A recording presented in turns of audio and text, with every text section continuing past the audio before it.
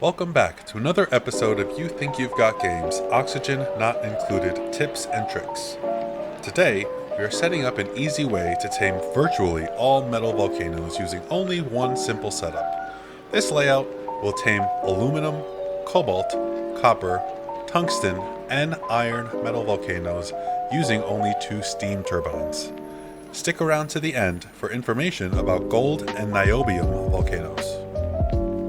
For this 2-turbine design, you will need plastic, refined metals such as gold, copper, and/or aluminum, about 10 tons of steel, researching most of the shipping research tree, some automation, and/or some crude oil or petroleum. This layout is a mix of designs currently floating around the community.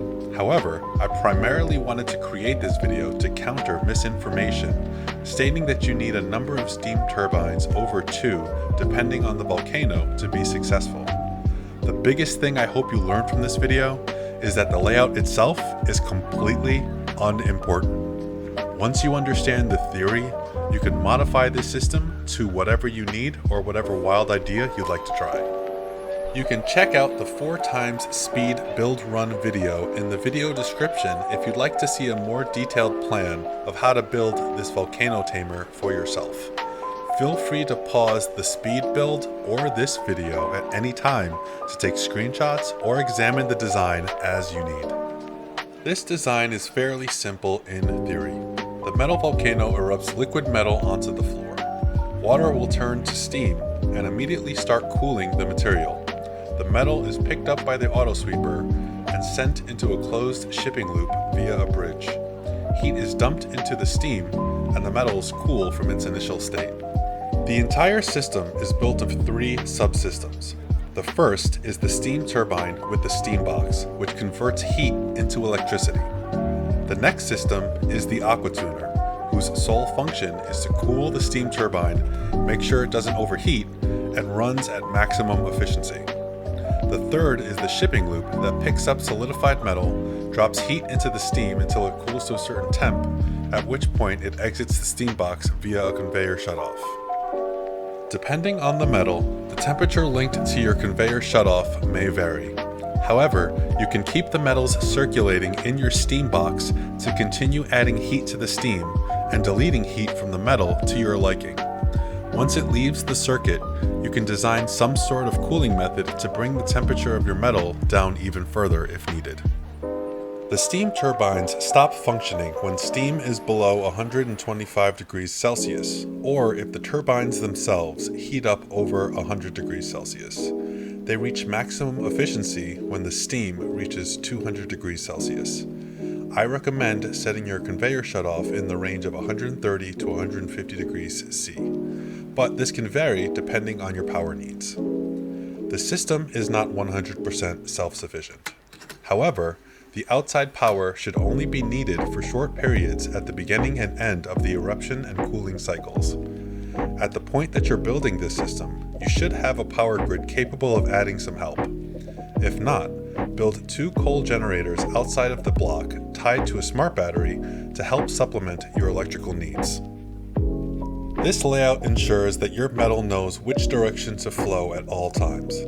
The conveyor circuit will need 3 bridges, one pointing towards the conveyor shutoff and automation, but after the point at which new materials are loaded on from the volcano.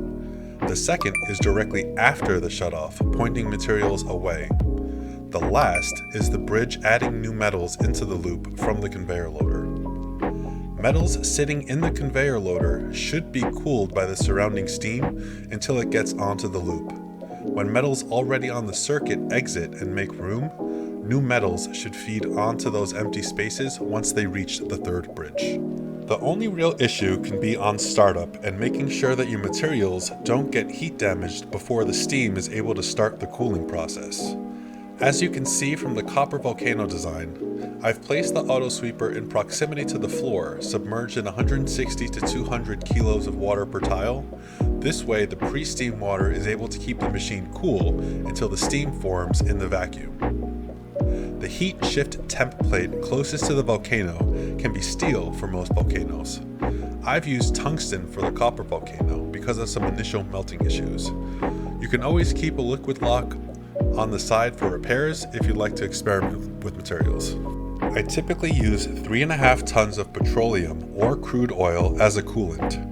However, you can use what you like until you have access to supercoolant.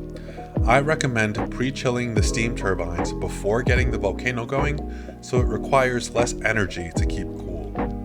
If you use water or polluted water, note that the aqua tuner drops liquid inputted into it by 13 degrees Celsius, so don't set the input sensor under 13 degrees over the coolant's freezing point. The design is flippable, or you can stretch the steam box out as needed for space. A note to the viewer, this design hasn't been tested with niobium, but the basic theory of heat deletion should hold true. You might just need some initial niobium to make thermium for the items inside of the steam box. You also don't need to tame a niobium volcano at all. See my video about free infinite niobium on my channel or in the video description below. This 2-turbine layout excludes gold volcanoes as they are typically easier to set up. Since gold is highly conductive and cools quickly, you only need one steam turbine that can self-cool. Passing the output water through radiant pipes behind the turbine will keep it under 100 degrees Celsius without the use of an aqua tuner. The rest of the system works exactly as described above. And that's it. I hope you found this helpful. If you did, please consider hitting the like button and subscribing for more Oxygen Not Included content. Please consider sharing with someone else who might benefit from learning how to navigate Oxygen Not Included a little better as well. Thanks for watching.